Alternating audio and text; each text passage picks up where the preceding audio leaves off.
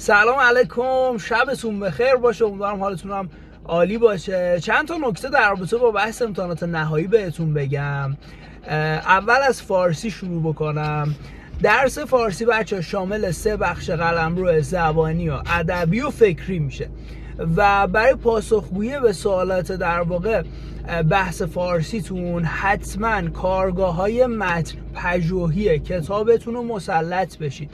دقیقاً عیناً همون سوالاتی که تو این کارگاه توی 16 تا درستون اومده، 18 تاست، 2 تاش که درس آزاده آمده، عیناً از همونا سوال میدن و در واقع واژه‌نامه پایان کتابتون رو بخونید برای هر درس، کارگاه متن پژوهی هر درس رو بخونید و بعد برید متن و حالا شعرهایی هم که وجود داره رو یه تحلیل بکنید و معانیشون رو یاد بگیرید. و از بابت در واقع سوالات